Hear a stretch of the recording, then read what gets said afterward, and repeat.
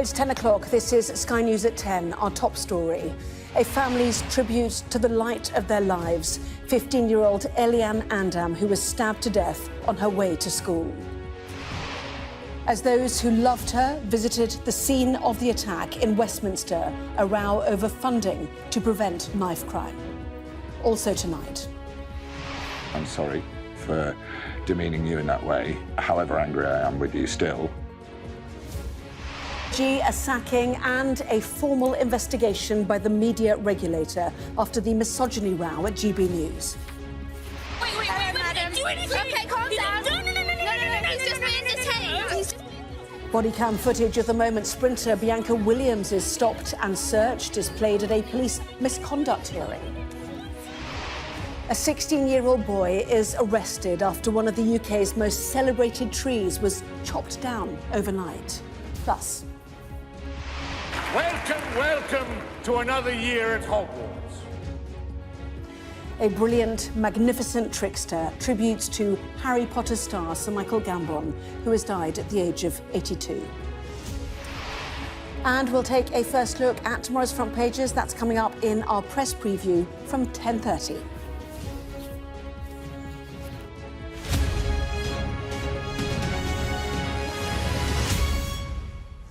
Hello, good evening. The family of the 15-year-old stabbed on her way to school in South London today visited the patch of pavement where paramedics and bystanders battled for several minutes to save her life. Elianne Andam was described as the light of her family's life. They say they've been broken, their dreams left shattered by her senseless death. She is the 15th teenager to die from a knife-related injury in London this year. And in Westminster, there was a row over who was doing more to reduce violent crime. Rachel Venables reports now from Croydon. She was beautiful, bright and funny. 15 years old, with her whole life ahead of her. That's how Elianne Andam's broken-hearted family paid tribute to their daughter, before visiting the bus stop where she was killed. Our hearts are broken and we are overwhelmed by sorrow and grief. Our faith in the Lord is strengthening us. We would like to express our gratitude to those who have taken the time to send us thoughtful and compassionate messages and prayers. Dozens had turned up for a vigil for the schoolgirl. It is heartbreaking to us as a community. We have tried hard over the last few years to eradicate and try and minimise knife crime, and we're relentless and we will not stop in our pursuit. Every mother, every parent, every father, when your child goes to school, you fully expect that they will return. I cannot imagine what it must feel like to not have her returned. Even before the vigil started, emotions here have been running high all day, with people arriving to lay flowers and pay tribute to Elianne, including those officers who were first on the scene yesterday and who fought to save her life. Meanwhile, their colleagues have continued searching the area for evidence, and they've been given extra time to question the 17-year-old boy arrested in connection with this. With this tragedy, focus turns yet again to the huge challenge of tackling knife crime in this country. There were more than 50,000 knife crime offences in England and Wales recorded in the 12 months to this March. The Met Police say more than 14,000 of those were in London. And Croydon was one of the worst affected areas, with more than 700 offences recorded. Talisha Goupals campaigned against knife crime ever since her brother Jermaine was stabbed to death in 2017. But she wants the government to do much more. It's not just about funding, it isn't just about money, but it is about them putting policies in place. The same way they took Brexit seriously, it's the same way we need to take this seriously. Because I guarantee if it was any one of their children, it would be a different story. Elianne should now have been preparing for her GCSEs, but instead, a whole community now grieves for her. Rachel Venables, Sky News, Croydon. Well, live to Westminster and our political correspondent, Amanda Acas. And Amanda, those emotional scenes, that vigil held by the family, and yet a war of words between the government and the Labour Mayor, Sadiq Khan. Yes, indeed, a pretty unedifying row has really broken out today over who bears the most political responsibility for the spread of knife crime in London. It began this morning on Sky News when the Roads Minister, Richard Holden, accused the Mayor of London, the Labour Mayor Sadiq Khan, of not being solely focused on reducing crime in London because he's distracted by ULEZ, the controversial policy to reduce the number of polluting older cars in London. Now, this is a topic that normally the Tories are very keen to attack Labour on, but in the circumstances, even a former Conservative minister tonight, Lord Vasey, described those comments as fatuous. And in response, Sadiq Khan said that the minister seemed to be turning the death of a 15-year-old girl into a political football and he wasn't going to play ball, although he did then go on to argue that to criticise the Tory government's austerity measures, cutting youth services, and called for more government funding to address the causes of crime. Now, tonight, the Prime Minister, who described Elianne's death as shocking and appalling, also called for tougher sentences for the most serious kind of crime. So tonight, while Elianne's family and friends of the community of Croydon are grieving her loss, her death really has provoked a wider discussion about what our politicians should be doing to prevent these crimes in future. Amanda, thank you. GB News presenter Laurence Fox has apologised for on-air comments which have seen both him and the show's host, Dan Wootton, suspended from the channel.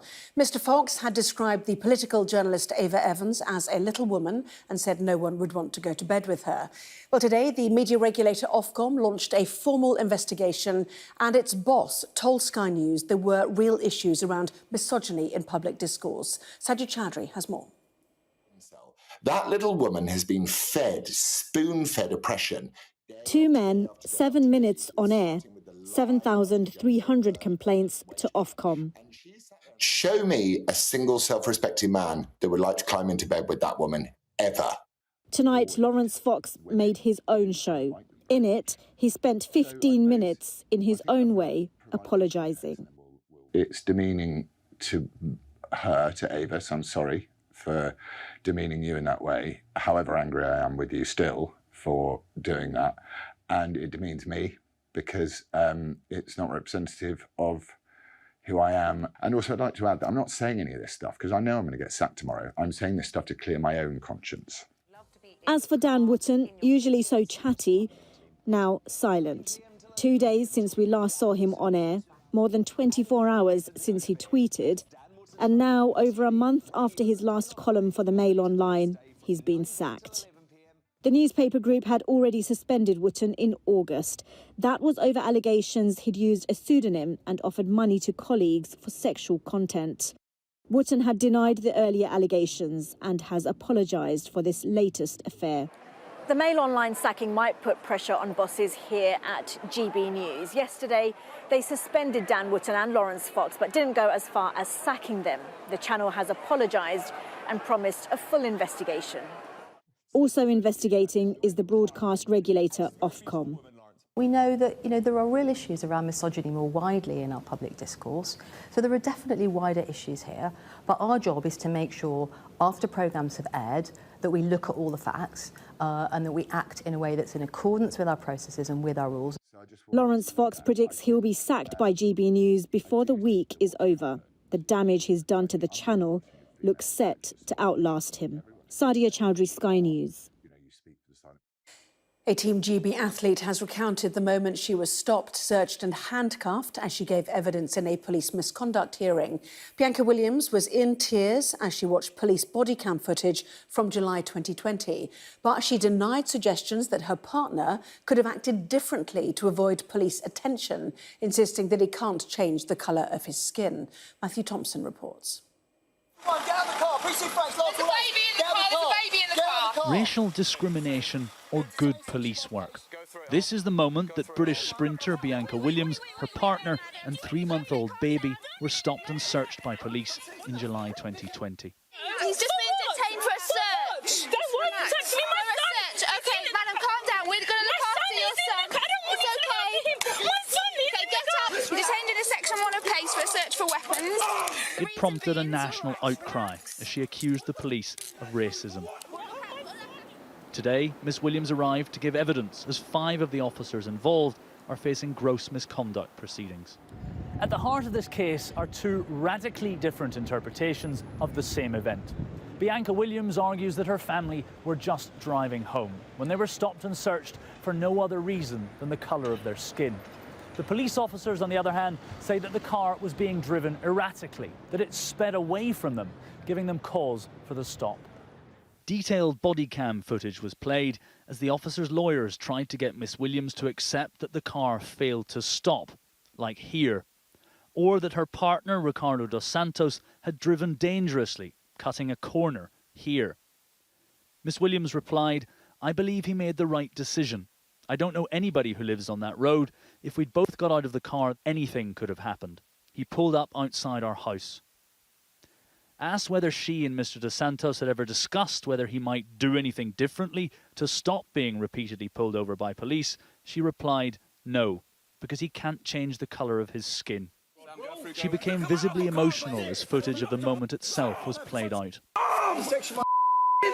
Relax yourself. My police station. What the you guys doing? For what reason? You've avoided police. What do you mean I avoided police? You guys start following me for what reason? The careers of the officers are in the hands of the panel chair.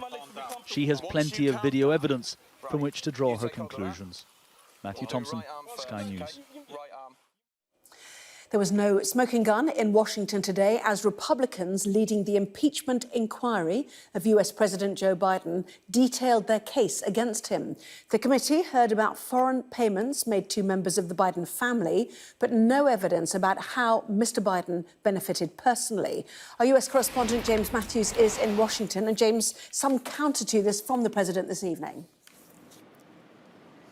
Hi, Anna. Yes, in a set-piece speech, President Joe Biden warned of a danger to democracy from his Republican opponents, not for the first time, painting them as reckless and radical. Republicans, for their part, used an impeachment inquiry hearing to offer a characterization of their own, of him, as a corrupt politician who they say used his influence and the family name to line his own pockets. The accusation is that when he was vice president and his son Hunter was traveling the world making business deals in different countries, Joe Biden played an active role, participated in phone calls, made decisions to benefit his son and his family financially. They are allegations, big allegations, that reek of corruption. They would reek rather more if there was hard evidence behind them.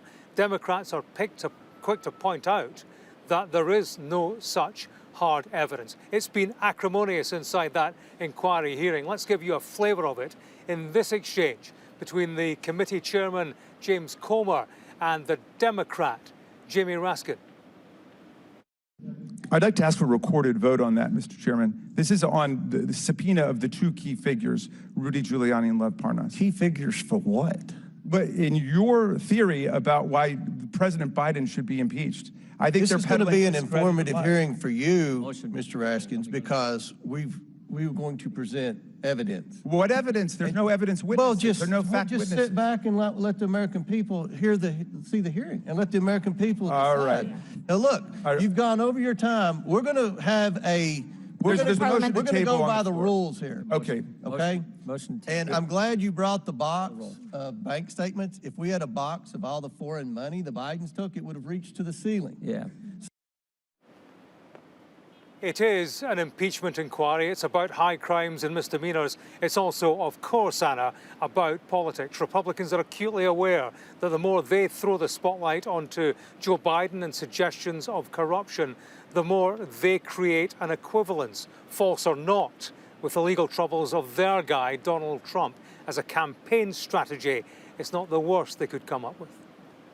James, live there in Washington. Thank you. 3 people are now confirmed to have been killed in the Dutch city of Rotterdam after a gunman opened fire at a university hospital and a nearby apartment. The victims include a 14-year-old girl and her mother, as well as a 43-year-old teacher at the university. A suspect who entered the hospital wearing a bulletproof vest was arrested at the scene. The BBC has published new social media guidelines for its most high-profile presenters following the suspension of Match of the Day star Gary Lineker back in March over critical posts about the government's immigration policy. The new guidance says that stars are free to express opinions about issues which matter to them, including political issues, as long as they stop short of campaigning, although newsreaders will still have to abide by stricter impartiality rules. The separatist government of Nagorno-Karabakh has said it will dissolve itself and that the unrecognised republic will cease to exist by the end of the year after a 3-decade bid for independence. 78,000 people have already fled across the border into Armenia following last week's offensive by Azerbaijan to reclaim full control over the breakaway region. There's been more flooding in central Greece as the region attempts to recover from deadly storms just 3 weeks ago.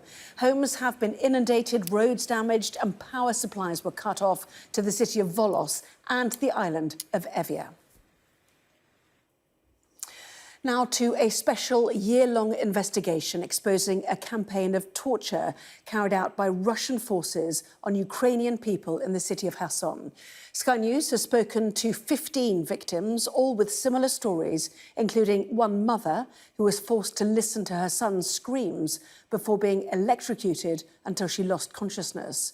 A warning that this report from Sky's data and forensics correspondent Tom Cheshire does contain more descriptions of torture. Her first morning in the detention centre, Olga Cherniak was taken blindfolded down this corridor and made to stand outside a room with an open door. Despite its peach-coloured blandness, it was a torture chamber, and her son was inside. She recognised him by his screams. The door was like this, and I was put there, against the wall, and I stood and listened to how they tortured my child.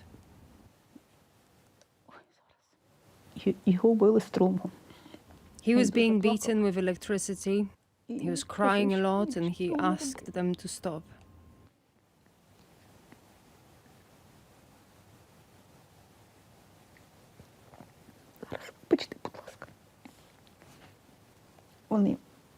He said he would tell them everything they wanted. Then it was her turn. The Russians applied electric shocks until she passed out. When she came to, they started again. This was the detention centre on Teplino-Hertikov Street in Kherson, southwest Ukraine. Svetlana Shakailo was also kept there. Every day. There was not a single day without shouting, moaning, crying, begging to stop. This was in the cellar, outside, in the rooms. We heard all of this. And we realized they heavily tortured our guys who got there. Olga and Svetlana met inside. They would be detained for 280 days. 9 months, but years' worth in the physical toll. Their friendship kept them alive. The Russians occupied Kherson for some 7 months. During that time, they constructed a network of detention centres. This was where Olga and Svetlana were kept. There are another 5 in the city centre, and 26 in total throughout the wider Kherson region, mapped by the Media Initiative for Human Rights, a Ukrainian NGO. Sky News has worked with them as part of a year-long investigation into war crimes in the region. We spoke to 15 detainees, using official documents and open-source imagery to verify their accounts. What they describe is a systematic campaign of torture. As soon as you have war crimes being committed within a widespread or systematic attack on a civilian population, you are well within the territory of crimes against humanity, and that's what happened in Kherson. Olga eventually returned to Kherson. She went back to the detention centre and sent us these videos of the walls, the cells, where she endured the unendurable. We asked the Russian government to comment on our allegations, but received no response. Now free, Olga and Svetlana still lean on each other, just as they did in captivity. In the morning, they text each other. We do it every day. We don't forget. Svetlana sends me a good morning and I put a heart. These people, our family has just become larger. People we communicated with whom we survived all of this tragedy. I said that they are our family. Tom Cheshire, Sky News. Now, it's one of the country's most photographed trees and has stood in a dramatic dip in Hadrian's Wall for nearly 300 years. But today, authorities confirmed that the famous sycamore in Northumberland National Park was deliberately cut down overnight in what has been described as a malicious act of vandalism. A 16-year-old boy has been arrested. Fraser Maud has been to the site where it once stood. Over 200 years of history, nature and memories destroyed overnight. The tree that gave the Sycamore Gap on Hadrian's Wall its name was one of the most photographed and iconic in the country. Now it's just a stump. It's an emblem of northeast of England, it's an emblem of Hadrian's Wall. I think the number of people that are here now that have come along since words got out this morning, it's an integral part of this part of the world, and we've all lost something here. As well as being an inspiration for artists and photographers, the Sycamore Gap tree has been the setting for everything from marriage proposals to the spreading of ashes to blockbuster films. It's a joke. Using a bit of Hollywood geography, Kevin Costner's Robin Hood passed the tree I am home! on his way from Dover to Sherwood Forest. Sadly, it seems that the Sycamore Gap tree will never be replaced. The National Trust have tried to grow more sycamores here over fears that something might happen to the original one. But all those attempts have failed, either because of wild animals, livestock, or the elements. Its destruction has left those who come here depressed, angry, and confused. I'm quite heartbroken.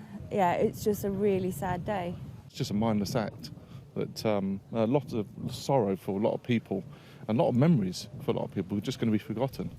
Despite the crime happening in such a remote location and in the middle of the night, within hours the police made a breakthrough, arresting a 16-year-old boy on suspicion of causing criminal damage. I'm really pleased that Northumbria Police have made an arrest. Obviously, they understand the real strength of feeling. A lot of people have this image in their home, in their life and in their heart. And that sounds emotional, and there will be people watching this who think it's just a tree, but it's not just a tree. It's a part of our identity. Northumbria will always have a spectacular beauty. But after 2 centuries, a little bit of that beauty has gone. Fraser Maud, Sky News at the Sycamore Gap. Labour was today accused by the Prime Minister of trying to punish parents with children in private education. That's after the party confirmed overnight that it would allow independent schools to keep their charitable status while making them pay VAT and business rates to raise £1.7 billion. But that amount has been described as a drop in the ocean, as Sky's political correspondent Tamara Cohen reports. It's schools like LVS Ascot, costing thousands of pounds a term, that Labour have in their sights. Pupils enjoy the best facilities and class sizes of just 20, with plenty of room for individual attention. Labour say these schools should be paying more tax, VAT at 20% and full business rates. The head teacher says if fees go up, some pupils would have to leave. Why should an expensive school like this get what's effectively a tax break? It's not a tax break because parents they've already paid their taxes for state school places, so that really shouldn't they have some relief from it as well? And I think parents have a right, and children have a right to a good education, especially those children where they need maybe some special needs or they have a particular talent as well. So they have a right to choose their education. Schools are looking and working with tax specialists to ensure that there's minimum damage, a minimum that we pass on to our parents in the future. So you won't go down without a fight? No way. Bring it on, Mr. Starmer. Michaela, whose teenage daughter goes to the school, is worried about the impact. We don't have an extravagant lifestyle. We're not out every night of the week dining out. We are just what I would class as a very normal family. But yeah, you make sacrifices that the money we earn goes on school fees. Labour say the policy would raise up to £1.7 billion. Private schools say the policy could raise a lot less money if significant numbers of pupils leave schools like this one and have to be educated in the state sector instead. No one knows exactly how many parents will make that choice, but it will have an impact on whether Labour's numbers add up. Labour had initially wanted to stop private schools registering as charities, but now say that's too complicated and just hiking their taxes would be quicker. Ending VAT is something that can be done quickly, and that money then can go into the state sector. The vast majority of children in this country go to state schools. We want every state school to be excellent, and that's why, by ending the tax loopholes, the VAT and the business rates for private schools, that money can go into those state schools. Independent experts say it should raise the amounts Labour suggest. That seems like a perfectly reasonable estimate, given that we've had an increase in fees of something more than a half over the last 20 years or so, and no reduction whatever in the numbers going to private school. There's no particular reason to think this will have a big effect on the numbers going. Keir Starmer insists there's no U-turn, and they are confident their plans will work. The Conservatives hope the whole policy will misfire with voters. Tamara Cohen, Sky News, Berkshire. A brilliant, magnificent trickster who was naughty, irreverent and very, very funny. The actor Sir Michael Gambon, as described by those who worked alongside him after he died at the age of 82. He began his career in a theatre in Dublin and was perhaps best known for his portrayal of Hogwarts headmaster Albus Dumbledore in the Harry Potter franchise. Amelia Harper looks back at his 6 decades on stage and screen. Welcome to another year at Hogwarts. Professor Dumbledore has died. To younger generations, this is how the news of Michael Gambon's passing will be understood. The actor famously taking over the role from Richard Harris at the height of the Harry Potter franchise's fame. You put on all that costume and the makeup with the beard on, the wig, and suddenly that sort of takes over. But acting wasn't always on the cards. Gambon originally qualified as an engineering technician. His career then took off as one of the founding members of Laurence Olivier's National Theatre Acting Company in London. So what's the story? Who's the dame? And it set him up for television. Notably, he starred in the singing detective series, regarded as a 20th century masterpiece. He was highly regarded by those in front of and behind camera. He just was completely magical, the most extraordinary mixture of mastery of the part at a technical level, combined with profound respect for the mystery of acting. And he'd go on to star in movies including Gosford Park. Why shouldn't I be interested in films? You don't know what I'm interested in. Layer Cake. Welcome to the layer cake, son. And the Paddington films. Why do you have to come crashing in here like a natural disaster? You were very close to the tyres there. You're supposed to be. From stage to track, he appeared on Top Gear. His driving skills saw one of the track corners being named after him. Over a 60-year career, he was knighted, won Olivier's and got nominated for Primetime Emmy Awards. In a statement, his family say he died peacefully in hospital with his wife and son by his side. Today, he's remembered by family, friends and fans for bringing magic to life, both in character and in his achievements. Amelia Harper, Sky News.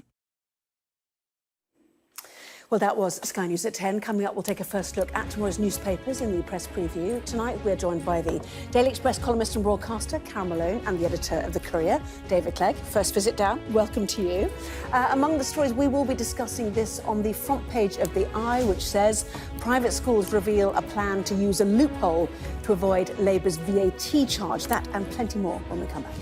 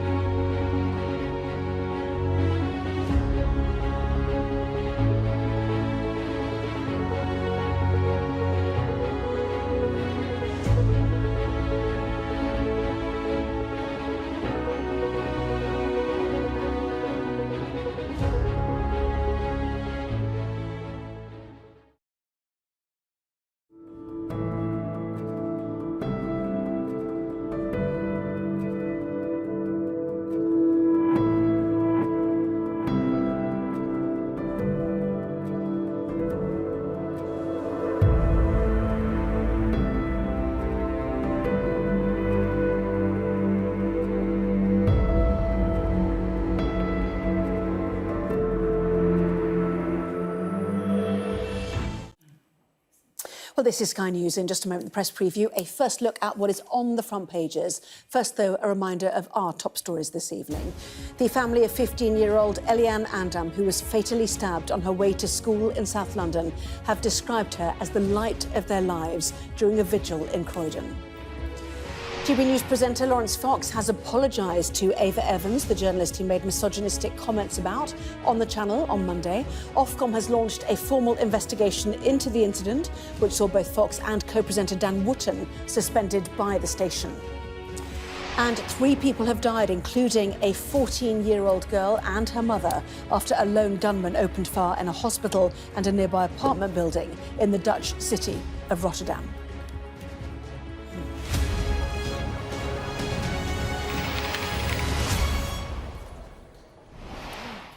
Hello there, you're watching the press preview, a first look at what is on the front pages. Time then to see what's making the headlines with the Daily Express columnist and broadcaster, Carol Malone, and the editor of The Courier, David Clegg, who joins us here in the studio for the first time. Fantastic. He said it was very big, actually. It is a lot bigger than my front room, I can confirm. Well, a welcome break from that for you anyway. Lovely to have you anyway.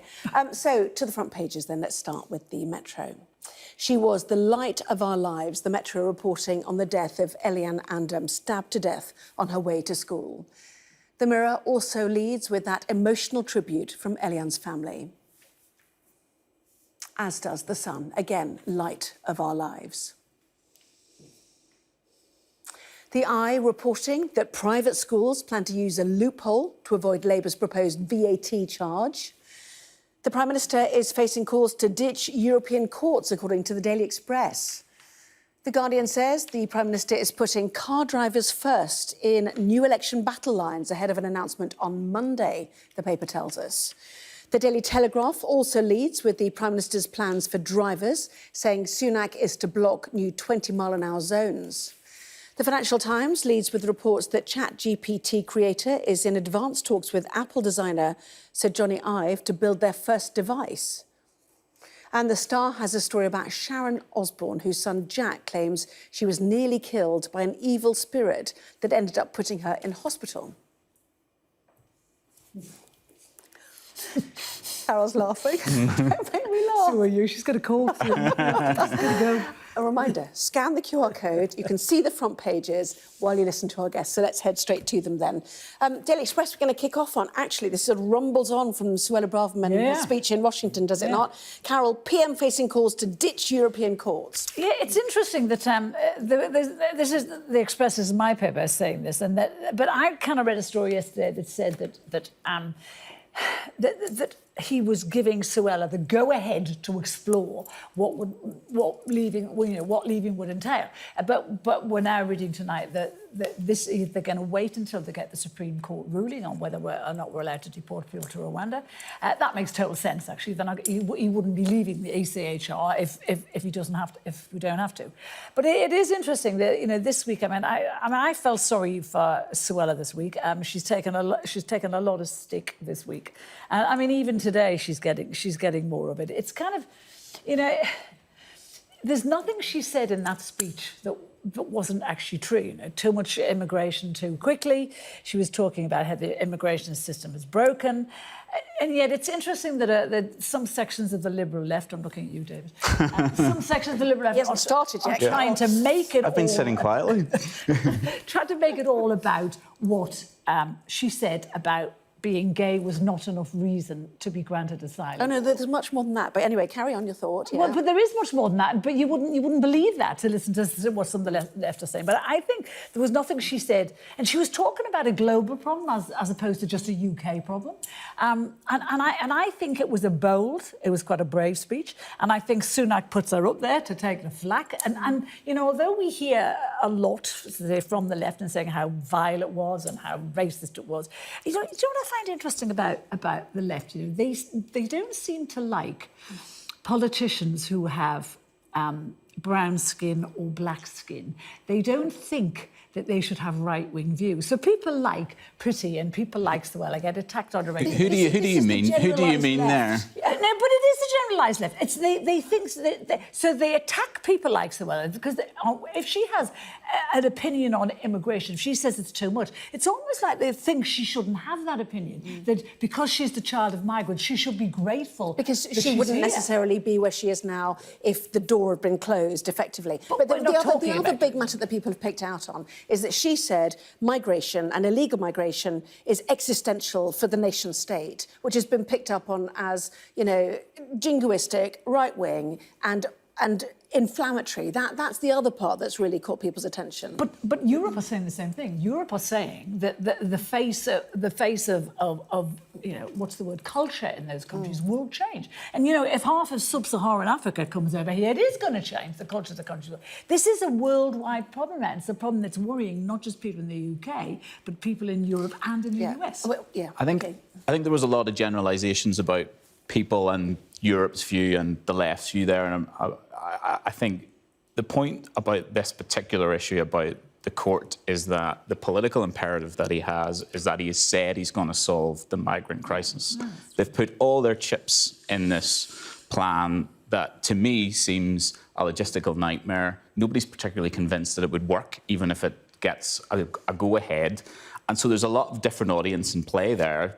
There's the right-wing Tory MPs that just hate that court existentially, don't want to be part of it, and they're agitating about this. Because it was separate from the European Union and feels still like a hangover of the sovereignty requirements of this nation. They both have Europe in their name, so they feel they should be together. But on top of that, there's also the political problem. The public are quite keen to get this migration crisis solved as well. I mean, there's no doubt that there is an issue there. We're at 24,000 this year, on target to take over last year's record figure, I think. All he's got is a Rwanda plan, and distracting them by blaming it on the court, having this type of discussion where I'm not sure that he was using Suella Braverman to take the heat, but certainly there's been a fairly, seeming to me, tactical deployment of her speech to cause that uproar, and then a focus now that seems to be on the court. But none of this is going to solve the problem. The essential problem. I think it will help solve the problem, because I think if the Supreme Court ruling goes the right way for the government, you know, we're not going to be shipping off tens of thousands of people, flying off, I should say, tens of thousands of people. It's going to take 3 or 4 flights. This is a deterrent. This is to stop people getting on the boats in France. And I think if people aren't going to pay $4,000 to get over here, if they think the minute they get here, they're going to be flown to Rwanda. Yeah, I know that the Times is reporting tonight that Suella Braverman is facing a cabinet backlash, they say, over her threat to pull out, or pull the UK out of the European Convention on Human Rights, after warnings it could actually undermine a Supreme Court hearing on the Rwanda policy. So don't run until you can walk is probably what the message is. She's not going to threaten to pull out before the Supreme Court ruling. That's going and it shows that the Conservative Party are split in that as well. There is some people within the Tories that hate Suella, basically, and they hate her attitude on immigration. But, you know, I think there's nothing she said in that speech, and nothing that went down badly in Washington that wasn't true. It is a worldwide problem now. Look at Lampedusa last week. 11,000 people arrived there in 5 days in a camp that's destined to take 500 people. Well, that is your truth, isn't it? There are many people who think more people should be allowed in this country if they're genuine asylum seekers. But move on. Do you mind? That's another argument if they're genuine asylum seekers. To the eye, day, gosh, is it 4 or 5 of this story for them? The idea of Labour's policy on private schools, and if there's wriggle room for the schools here. David? So my main thought on this is the private school issue seems to really emotionally resonate in a way where it's important. But you've mentioned the Eye's coverage of it. They've been banging on about it all week. Now, the issue here is, what are the technical details of how the Labour Party are going to do this? We've seen they've moved away from charitable status. They're now talking about taking away the VAT exemption. What the Eye is suggesting in its front page tomorrow morning is that head teachers are urging parents to pay their fees up front for years in advance, so that way they will get away without having to pay this extra charge if the Labour Party is elected. Now, that, as well as being quite a fly move, it also suggests it's also crediting head teachers with quite a lot of strategy there. The other issue is that one of the defences we've had for the not so much the charitable schools, but the VAT issue is that it isn't just the super rich. It's not just Eton. Yeah. There's middle class, more modestly well-off people that want to give their children a better start in life and are taking up these schools, and they should be supported in doing that. That argument is separate to this. But what I think is certainly the case is if it is right that this is what the schools are suggesting, nobody of modest means is going to be able to pay up front for 7 years of schooling or something like that. So if this is where the argument's going, it does suggest that there's a level of manipulation in that sector, and that maybe that suggests that the Labour Party are right to be thinking, well, what is fair for the private school sector and how much should they be paying their way as if they're any other institution? I think some of the stuff Labour is currently doing, some of the kind of policies that they're chucking out, I mean, it's almost like they want to lose the next election, because this is going to alienate every single family who've scrimped and scraved and not had holidays and not bought new cars and not gone out to restaurants to send their kids to a private school, because, not because they're snotty, not because they're elitist, but because the state school in their area is not very good. It's overcrowded, it's not working properly. So they use every penny they have to send their kids to a private school. And here's Keir Starmer, the man who's supposed to be taking care of the working classes, punishing those parents who want the best for your kids. Now, I'm not saying that people who can't afford to send their kids to state school don't want the best for their kids. Of course they do. But, you know, this thing that he's saying it's going to make something like 1.7 billion. 1.7 billion, and that's going to go into state schools. Do we believe that? I don't believe it for a second. Isn't the bigger issue in what you're actually saying, Carol, is that the state schools should be up to a standard where you don't, you're not faced with that dilemma that you have to pay to feel that your kids are going to... In an ideal world, yes, David, but I mean, that hasn't been happening. But does it have to be an ideal world? Surely even a moderately acceptable world would have an education system where children... Yes, but it's not happening. It hasn't happened in this government. It didn't happen in the last one. So, you know, state schools have been problematic for decades now. But I think this policy is spiteful, and he's doing it to appeal to a certain section of his party. Well, he's doing it because it's a simple maths equation. 93% of families don't send their kids to private schools. So, you know, that's 93%. No, but this is going to hurt. This is going to turf a lot of kids back into the state system where their education is going to be disrupted and probably will never recover. Okay. And that's not good. I think it also, just one final thought on it, it does show that this is...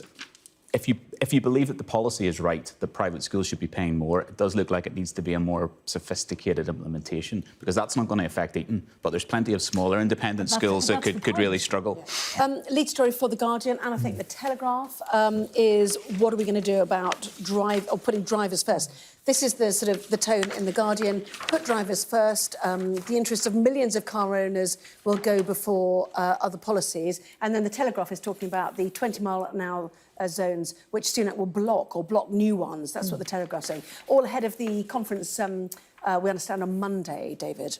Yeah, so I think there's two interesting points about this. I think it shows that, again, Rishi Sunak got a lot bubbling through at the minute. He's throwing everything at it. Clearly, this is going to be a policy-heavy party conference we have coming up, and a lot of it's been trailed already.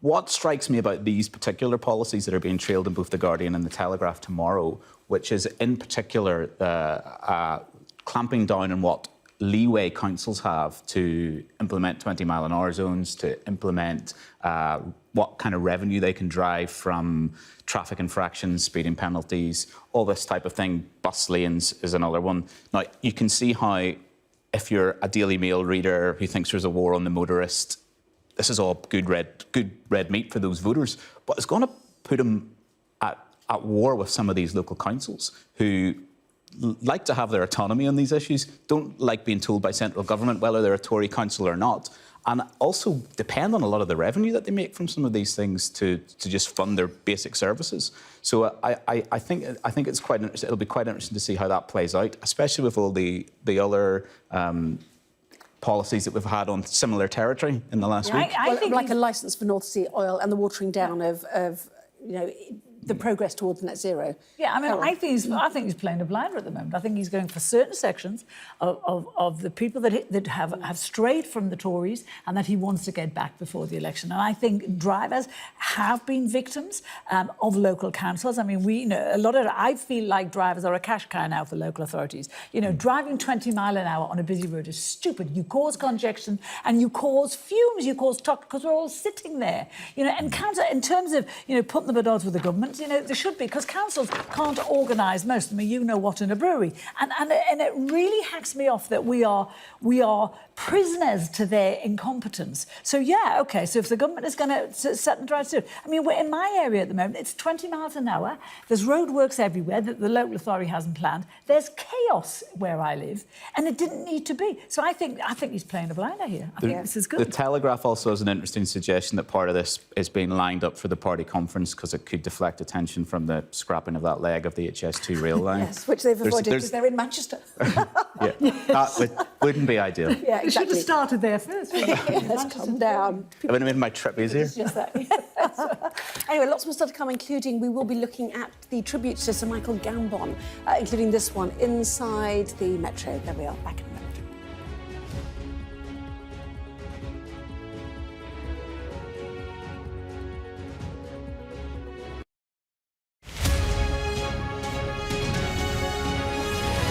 Andean bear, also called spectacle bear, because they have these sort of beautiful blonde markings on the face, which can look like spectacles, and they come from the Andes, as you've mentioned. So they range down from Venezuela, down through Ecuador, Colombia, following the Andean range right down to Bolivia. But there are only 10,000 left. So we were very fortunate to receive a male just a few months ago. He came to us as part of a love swap, really. So we exchanged a male. We had a male here who went to a zoo out on the south coast. That zoo sent a male up to us, Oberon, to be paired with our female patcher. And it's quite a sort of tightly coordinated operation, because both zoos had to exchange animals at the same time. They had to leave at the same time, past each other somewhere along the M1. And he's here now and paired with Patcher, and we're awaiting the pitter-patter of tiny bare feet at some point in the future. Like a lot of species these days, unfortunately, they're where sort of human populations and communities are expanding. We're sort of coming into sharing areas, wild areas with wild animals, and this is the case for the Andean bear. So there's a lot of farming that goes on throughout the Andean bear's range, cattle ranching as well. And inevitably, these animals in the wild would eat a sort of variety of vegetables, cactus, flowers, bromeliads, things like that. But if they come across a cornfield, that's an absolute bonanza. They'll have a field day, literally. Likewise, the males especially, they're quite large. They can take mainly sick cattle. So obviously, if you're a farmer, that's not great for you. So there's inevitable conflict between sort of bears and local communities.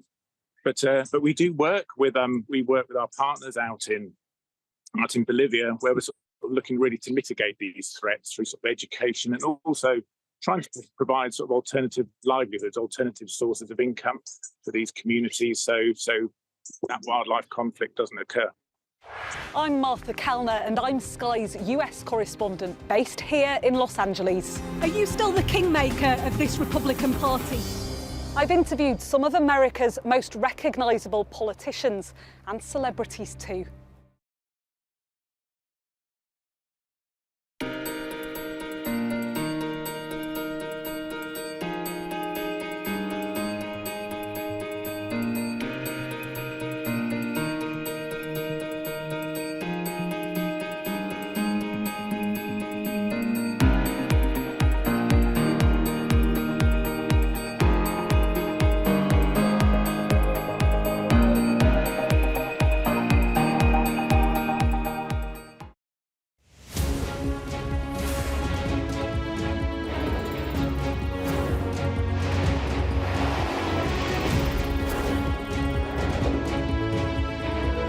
Five of us have made it out of the car.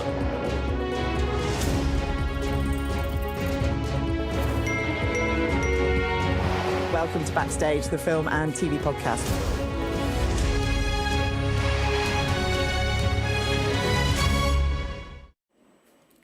Hello there, welcome back. You are watching the Press Preview. With me once again, the Daily Express columnist and broadcaster, Carol Malone, and the editor of The Courier, David Clegg. Welcome back to both of you. Carol, let's look at the Daily Mirror, shall we? One of a number of newspapers focusing on the stabbing that we saw in Croydon of a young girl whose life was taken as she went to school. You know, we see so many of these things happening with young kids, and it is always the same. It's always the same horrible, devastating feeling. There's this young girl who has her whole life ahead of her. You know, her mum is one of the people we were talking about earlier who had saved up with her sister to send Elianne to a private school because she wanted to be a lawyer and she wanted to give her a better life and she wanted her to do things that she could never have done. And all of that has been taken away from her in a second. You know, her young life is over. All the hopes, the dreams, the aspirations for her and her family, it's over. And you know, in my time, I've interviewed lots of parents who've lost kids. They never, ever, ever get over it. The family is broken forever, ever. You know, I've gone back 10 years, 20 years later, they're broken. And I'm looking at, you know, her mum now, her lovely mum, a nurse, and thinking, you know, her daughter is dead, but her life is over too. You know, her mum never gets over this.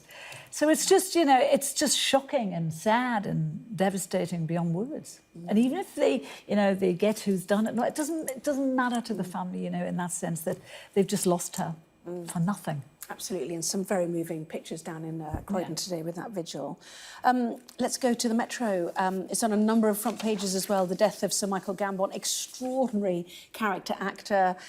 Farewell Dumbledore is the way the Metro has sold it, because that's, you know, the high-profile role, isn't it? It is definitely the high-profile role. I've got an 8-year-old and a 5-year-old, both obsessed with Harry Potter. It was a big Harry Potter summer for me, and so I've been revisiting the films with them, and he was incredible in those films as he was in many other films. And I think the thing that I think about it is his voice. What a remarkable voice he had. The minute he spoke, you knew it was exactly who it was. I also revisited The Singing Detective on a streaming service recently because I'd missed that the first time round, which was brilliant as well. But I'm a big Doctor Who geek, and it's not his most lauded role, but he guest starred in the 2010 Doctor Who Christmas special. And he was brilliant in that as well. Wow, you've made a cardinal mistake there. You've got to let them read the books before they watch the films, because they don't do it the other way around. Anyway, Carol, do you mind if we move to the tree? I know you want to talk about Michael Gambon. Would you want to do the tree as well? I wanted to talk about his very interesting private life. But anyway, this tree's got me enraged, OK? This tree is called the Robin Hood tree because it was in the movie Robin Hood, but it's on Hadrian's Wall. I've walked Hadrian's Wall many times when I was young. Well, not many times, but I've walked it when I was younger.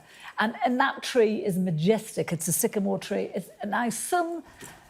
I don't know how to describe him without being don't go there. No, I'm not going to use the word. But he's taken it like a chainsaw up there and hacked this ancient. Or somebody has it, allegedly, yeah. And allegedly, a 16-year-old boy has been arrested in connection with this, and it's one of the UK's most well-known trees, and it's beautiful apart from that. Why would anyone want to do that? This is history. This is just famous around the world, this tree. And it's just now lying in a heap, do you know? Seriously, I'd throw the book at whoever did this, really.